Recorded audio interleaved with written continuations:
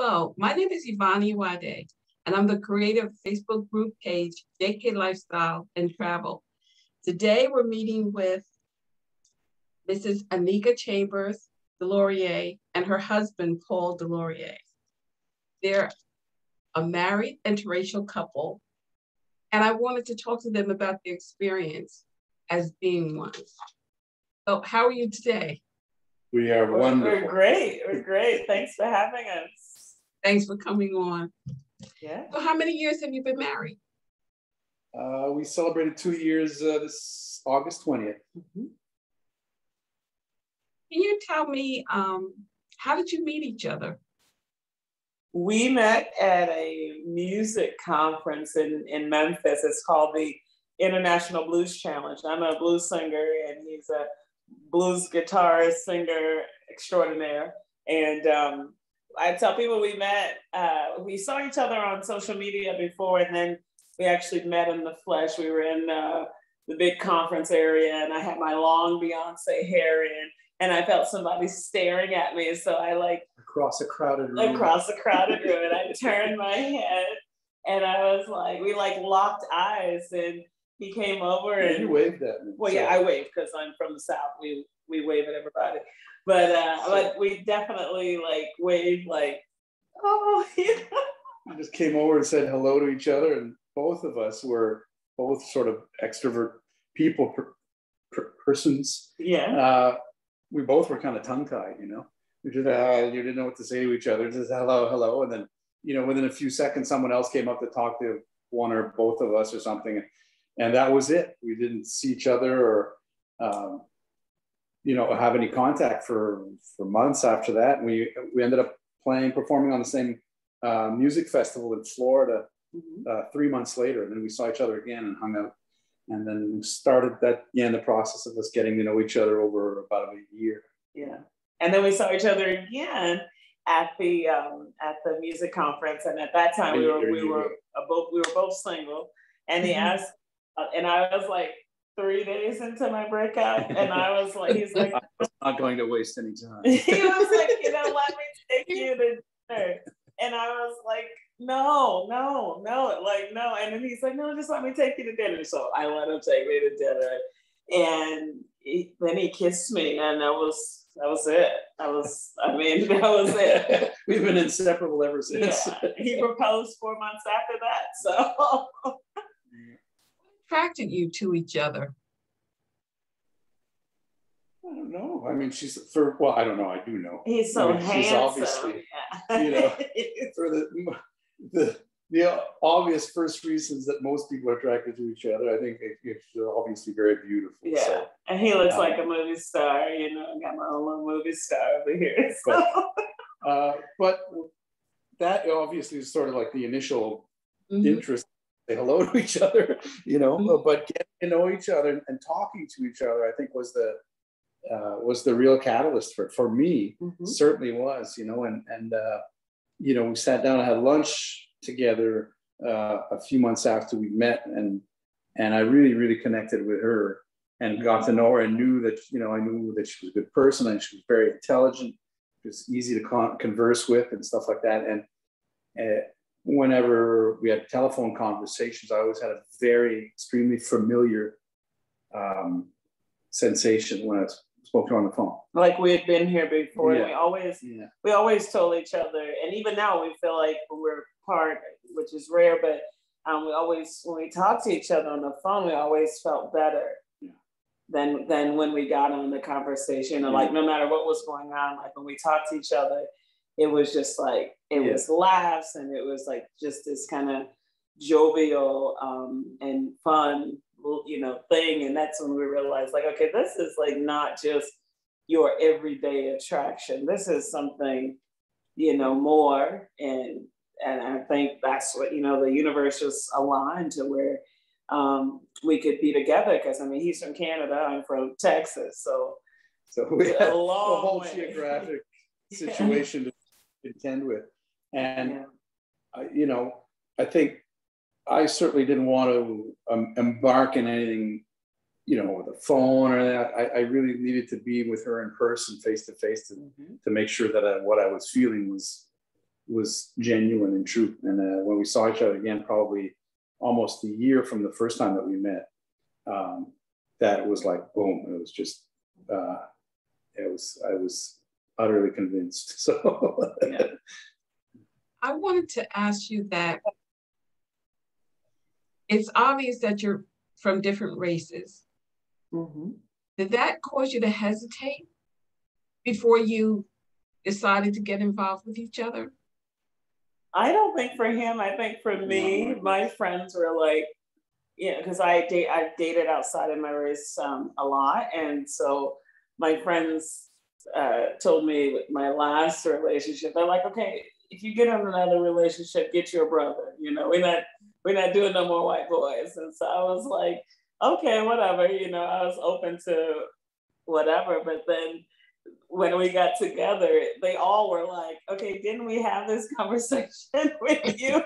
Like, what are you doing? So, but as I got to know him and really, they were like, oh, okay, we get it. You know, he's definitely into Nika. Like we need him to be, because, you know, before it was just more of like, maybe the guy was with me for like weird reasons or whatever, but you know, he was genuinely into me for like who I am as a person. And I was just stunned that a beautiful young Black woman from the South would even be interested in having a conversation with someone like me. You know, I was, of course, very flattered by it. But yeah, I mean, was race an obstacle? Not at all. Not in my mind or in my case at all. No. I'm from Canada, and we, you know, not that Canada doesn't have its race issues, but I think it's not as deeply ingrained in people, you know, from birth, you know, mm-hmm. that the attitudes that they take on subconsciously from their environment and from their families, and you know, the way you have to look at people, you know, mm-hmm. the way you view people, you know, because of the color of their skin or whether, you know, their socioeconomic situation or whatever. So that really wasn't in my mind at all. When you go out in public, do you notice that maybe you're treated a little differently? Because sometimes that's what makes you realize certain things. It's like, say for instance, this is off topic or whatever, but say for instance, I realized I'm getting older when I run into someone who I knew as a child, and now I'm looking up at them, and then I realize that time has passed. So sometimes you two may be so used to each other, and you probably don't even notice the color. But when you go outside and you see in public and you see other people, maybe they may look at you or they may treat you a little differently. That makes you more aware than you would be if it was just the two of you. Yeah, I think that's true. I mean, certainly at the beginning, I was like, I don't care what people think, and it doesn't matter to me. And you know, we'd be walking somewhere, and Annika would say to me, "Oh, did you see how they were looking at us, or this or that?" And I'm like, I don't give it, you know, I don't. But as time goes on, I start to realize, you know, the more these sort of incidents kind of happen, the more I take note of it and realize, like, this is pretty. You know, it's not everywhere, but it permeates a lot of society, you know, and a lot of funny, just little subtle experiences that we have, you know, where people assume we're not together. We get more of that. Like when we go out, people, we have an example, you know, if we're going out to dinner or something, you know, the lady will say, is the check together or separate? And I'm like, and I make it a joke now because it's just like, okay, I know this is gonna happen, so make it funny. And I'm always like, well, yeah, he better be treating me. I'm his wife, you know. And they're like, oh, I didn't know, you know. And it's like, okay. Or we're standing there getting coffee, and the lady's like, is it together? Separate order. And I'm sitting here like rubbing on him, you know, like making it very obvious that we're together. Or if we're walking. You know, we walk around here sometimes, though we've had moments, you know, where they thought I was more his home help than his, you know, wife. And so it's, you know, definitely weird, you know, when they don't see that. And we're holding hands. So it's like, okay, Yeah, there are all these subtle little cues that you start to recognize that are just a little off, you know. And that in America, that Black women are more servants than we are anyone's equal in their mind, not in our minds, because clearly, you know, you're the super women in society. Yeah, so it's, you know, I think he's I guess adjusted more now because he sees how it is in the States, that it's it is. But I will note that I still don't care what people think. Mm-hmm. You can look all you want, but you know, obviously not. You're still married to Annika and seem happy, so y'all found a way to deal with that. Yeah. How is it with your families? Oh, our families. At first, in the beginning, my mom was dramatic. My mom had me at such an age. She was 14. So we're like, you know, we're best friends. And she was very disturbed when he came home and asked her to marry me. It was, you know, drama. Not drama in a bad way, but just dramatic, because my mom's very protective of me.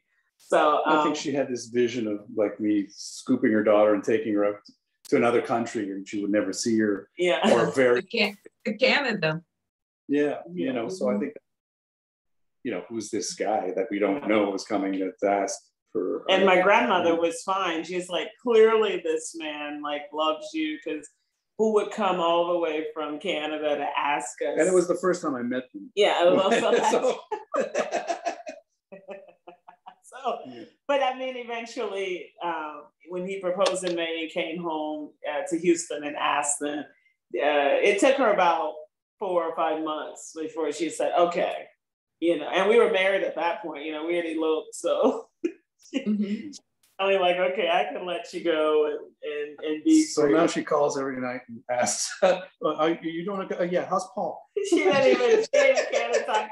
She's like always like, I need to just make sure Paul is okay. With you, I need to make sure he's okay. You know what I think? Because I'm a mother myself, and the thing that would really concern me is if a person is making my child happy. If they're making my child happy and they're good to my child, that's the main thing. Yeah. What more can you hope for? Yeah. You know. How was his family? Oh, my family, my in-laws are the best. My mother-in-law is the sweetest, you know, kids. I think that was more my worry, is you know, I prayed about that. I was like, God, I want to marry into the right family, because I'm a family-oriented person. My family, we're extremely close. We talk every day. And it was important that his family have that kind of unity. Maybe not talk every day, but when they're together, you know there's a genuine love, and more so that they would be open and willing to, you know, accept me in their family. Because I mean, obviously, I'm a Black girl, you know. So that was one of the questions she asked me before meeting my family. She said, "Do you think your family's going to have a problem with me being Black?" And I didn't mean to be casual, but I started laughing. Right? I was like, "What do you mean?" And I remember sitting on the couch telling my mother that I said she was worried that my mother kind of rolled her eyes. But, please, you know.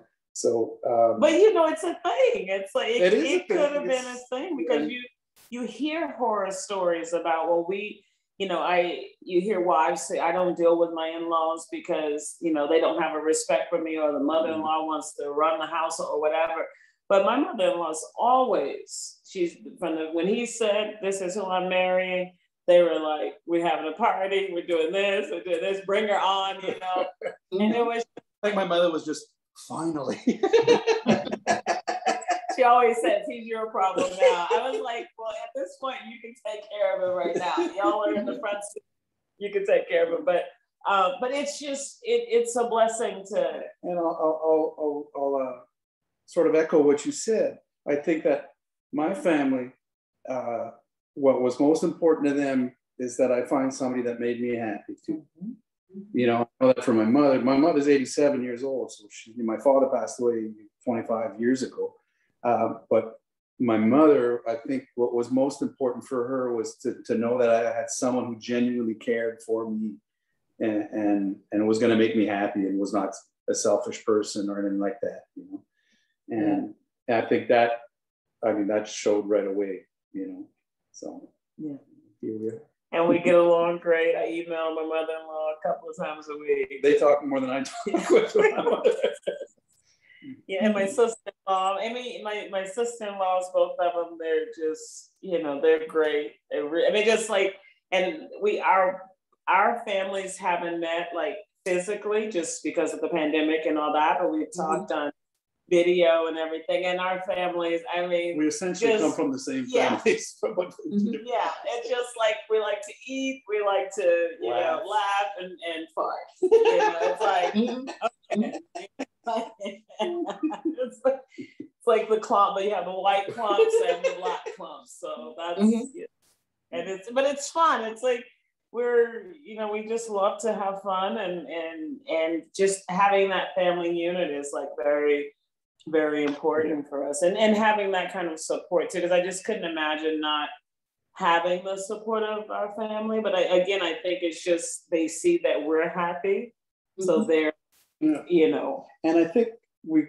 share that similarity between each other's families, is that both our families are very close, you know, and a great amount of love, and there's a love in being together that's there, and there's a great amount of humor, even through tragedy or things that are difficult. That, you know, she's always saying, oh, you know, something bad happens, or she's like, my family always has a way of turning it funny, you know, and my family's the same way.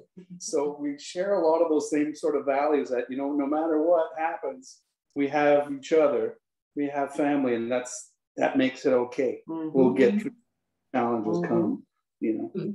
That's what I was going to ask you. How do you get through some of the things? And you named it: loving each other, family support, laughter, finding the humor in it. Yeah, we're quite the pair. But it's you know, of course we, you know, have our challenges. Obviously, with the pandemic, we lost like all of our income from both of our careers, you know, and it would then, right in the middle of the pandemic, he decides to almost die on me, and we're in Florida by ourselves, you know, and I'm thinking like, okay, I got to deal with my family in Texas, his family in Canada, keep everyone abreast of what's going on while he's in the hospital. And I'm talking to the doctors on FaceTime because of COVID. We couldn't be in the hospital. So, I mean, that was probably one of the most challenging times. She's like, really? You're going to test our vows like for the first year? I was just thinking, that's a test. In sickness and health right now. And the first year of marriage at that. So I'm just like, okay. Well, I couldn't choose that. Yeah. But it also, then it really made me see that I'd married into the right family, because my sister-in-law was like, well, since you have to take care of him, I'm going to take care of you. So I need to make sure you're sleeping, make sure you're eating.